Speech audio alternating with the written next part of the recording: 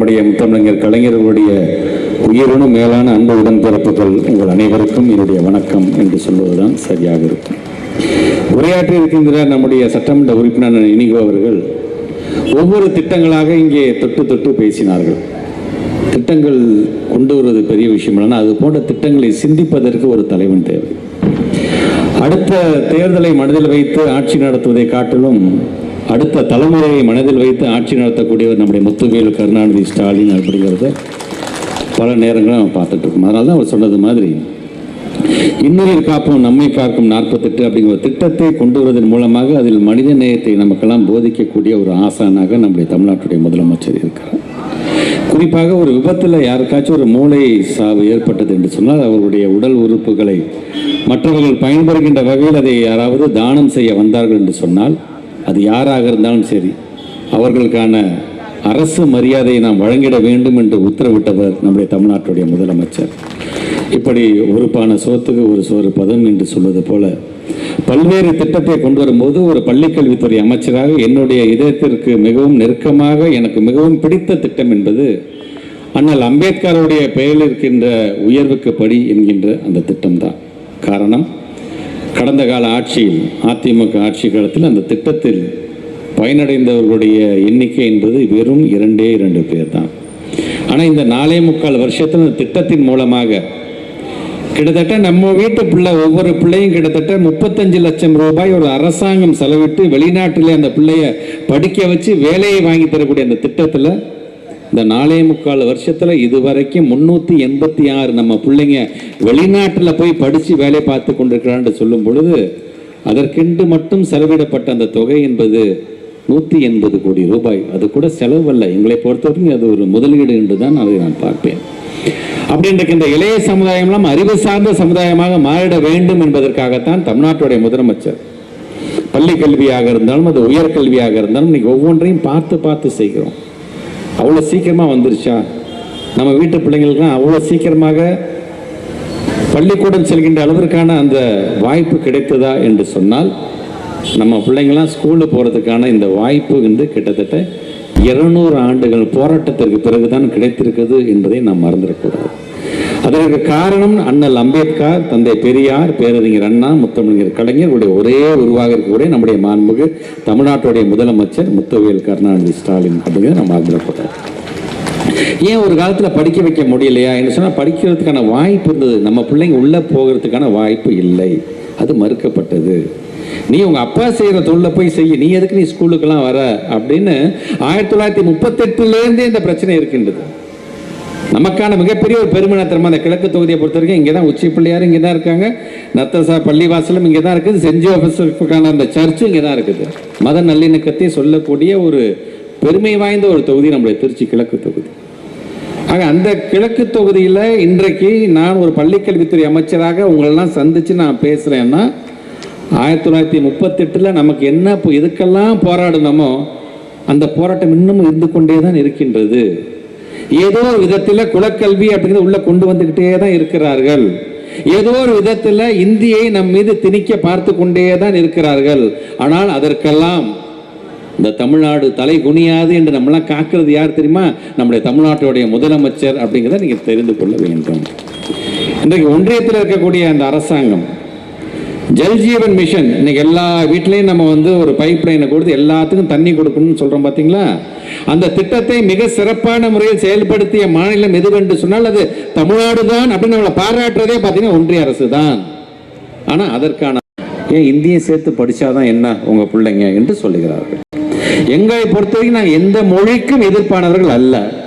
நாங்கள் அனைத்து மொழியும் கற்றுக்கணும்னு நாங்கள் ஆசைப்படுகிறோம். ஆனால் எங்களை திணிக்காதீர்கள். எங்களோட பிள்ளைங்க ஆங்கிலத்திலையும் தமிழ்லையும் படித்தால் போதும், தேவைப்பட்ட எந்த மொழியை வேணால் நாங்கள் படிச்சுட்டு போகிறோம் நாங்கள். ஆனால் அந்த மொழியை சேர்த்து நீ படித்து அதில் நீ பாஸ் பண்ணாதான் நீ பாஸ், இல்லைன்னா ஃபெயிலாக நீ அங்கேயே உட்காரு அப்படின்னு சொன்னால் அந்த பிள்ளைங்க ஸ்கூலுக்கு போகிறதுக்கே ஒரு அச்ச உணர்வு வந்துவிடும். அந்த பிள்ளைங்களுக்கு ஒரு வெக்கம் வந்துடும். ஐயோ நான் ஃபெயில் ஆகிட்டேன், நான் ஸ்கூலுக்கெலாம் நான் போக மாட்டேம்மான்னு சொல்லி வீட்டிலே உட்காந்து ஏதாச்சும் ஒரு குலத்தொழிலை பார்த்துக்க போயிடுவார்கள். அப்படி மறைமுகமாக அந்த குலத்தொழிலை இன்னைக்கும் திணிக்க பார்த்து கொண்டிருக்கிறார். அதனால தான் தமிழ்நாட்டு முதலமைச்சர் சொன்னாங்க, நீ இந்த இந்திய திணிக்கிறத நீ ஏற்றுக்கிட்டாதான் உனக்கு நான் 3548 கோடி ரூபா தருவேன்னு சொன்னீங்கன்னா, நீ 10,000 கோடி கொடுத்தாலும் எனக்கு தேவையில்லை, என் பிள்ளை என்னால் படிக்க வைக்க முடியும் என்று சொல்லி தமிழ்நாட்டோட முதலமைச்சர் தன்னுடைய நிர்வாகத்துறையின் மூலமாக இன்றைக்கி ஒவ்வொரு பிள்ளைங்களையும் நாங்கள் படிக்க வச்சுட்டு இருக்கோம். இருந்தாலும் நிதி நெருக்கடி என்பது நெருக்கடி தான். செயற்கையான விதத்தில் இந்த நிதி நெருக்கடியை நமக்கு வழங்குறது யாருன்னு பார்த்தீங்கன்னா அந்த ஒன்றிய அரசு தான். அவங்களுக்கு மட்டும் நம்ம கேட்குற அந்த பணத்தெல்லாம் கொடுத்துருந்தா நம்ம பிள்ளைங்களை இன்னும் உலகத்தரம் வாய்ந்த அந்த படிப்பை நம்மளால் கொடுக்க முடியும். நம்முடைய தாய்மார்களுக்கு இன்னும் பல்வேறு திட்டத்தை நம்மளால் கொடுக்க முடியும்.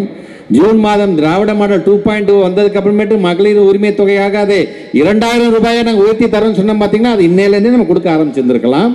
ஆக இப்படி நமக்கான நிதியை நிறுத்ததுக்கு காரணம் என்னப்பா, இவங்களுக்கு என்னதான் இவங்களை நம்ம இழுத்து பிடிச்சாலும் முன்னேறிக்கிட்டே போகிறார்களே என்று அவர்கள் நினைக்கிறார்கள். அவர்களோட கூட்டணி வைத்து கொண்டிருக்கின்ற இதே மாநிலத்தில் பல முறை நம்மை ஆண்ட அதிமுக இருக்கிறார்கள். அவங்களும் தமிழ்நாட்டு மக்கள் ஓட்டு போட்டால் தானே அவங்களும் ஜெயிக்க முடியும்.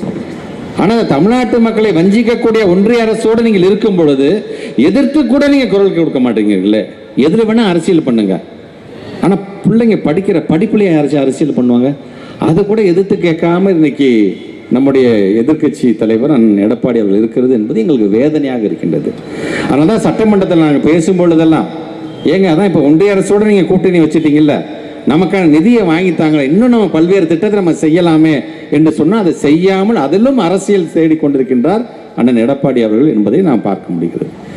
அதனால தான் நம்முடைய தமிழ்நாட்டை சார்ந்த மக்கள் மிகவும் தெளிவு.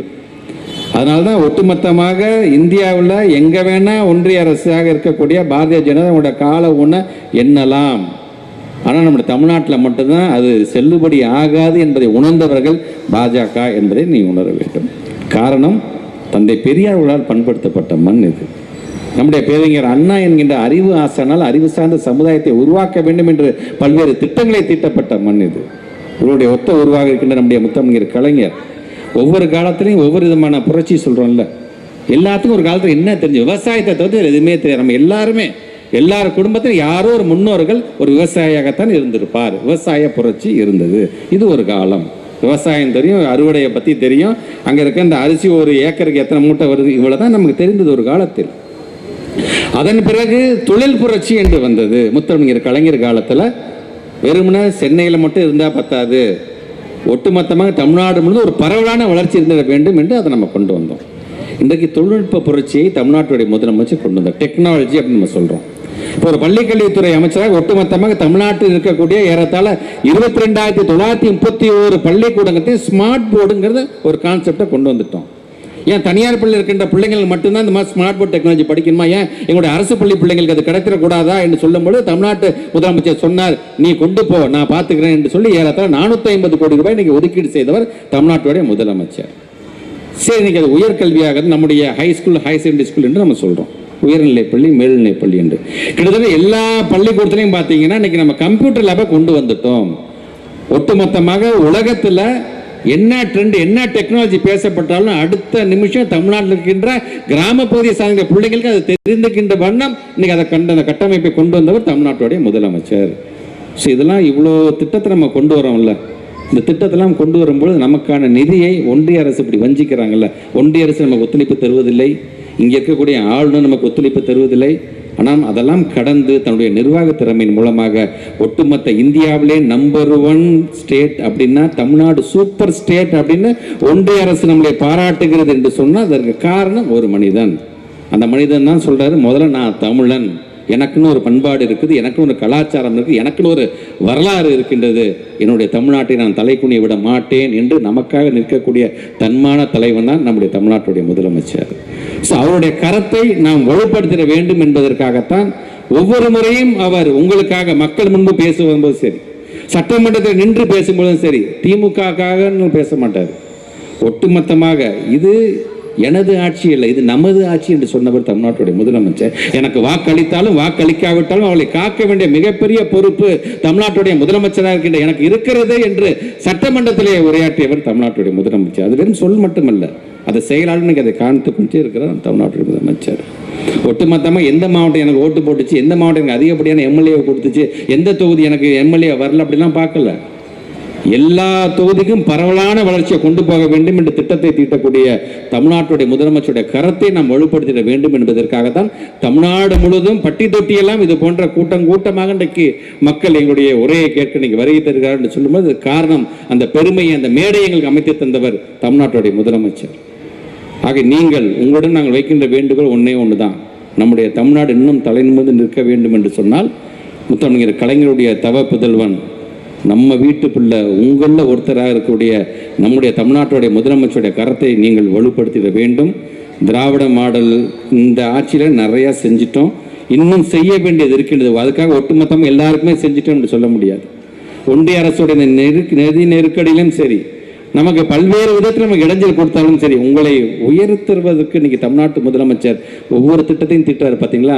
அந்த முதலமைச்சருடைய கரத்தை வலுப்படுத்தி திராவிட மாடல் 2.0 என்று வரும் பொழுது இன்னும் மிச்சம் என்ன செய்ய வேண்டியதோ அதையும் செய்வதற்கு நாங்கள் காத்து கொண்டிருக்கிறோம் என்பதை மட்டும் இந்த நேரத்தில் நான் எடுத்து சொல்லி, குறிப்பாக இந்த நிகழ்ச்சியினுடைய கதாநாயகன் உரையாற்ற வருகை தந்திருக்கின்ற என்னுடைய அன்பு சகோதரர் மருது அழகராஜ் அவர்கள், இன்னைக்கு அவர் வைக்கக்கூடிய வாதமாக இருந்தாலும் சரி, அவர் உரையாக இருந்தாலும் சரி, அது மேல்தட்டு அடித்தட்டு என்று கூட இல்லை.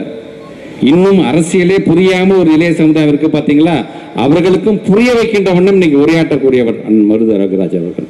இன்னைக்கு நம்முடைய இயக்கத்தில் தன்னை இணைத்துக் கொண்டு தமிழ்நாட்டு முதலமைச்சருடைய இதயத்தில் தனக்கென்று ஒரு இடத்தை பிடித்து நம்முடைய தமிழ்நாட்டுடைய துணை முதலமைச்சர் உதயநிதி ஸ்டாலினுடைய ஒரு நெருங்கிய ஒரு நண்பராகவே இன்றைக்கு அவர் மாறி இருக்கிறார் என்று சொல்லும் பொழுது, அப்படிப்பட்ட அண்ணனுடைய அந்த உரையை கேட்பதற்காகத்தான் உங்களோடு இன்றைக்கு நானும் ஆவலோடு காத்து கொண்டிருக்கின்றேன்.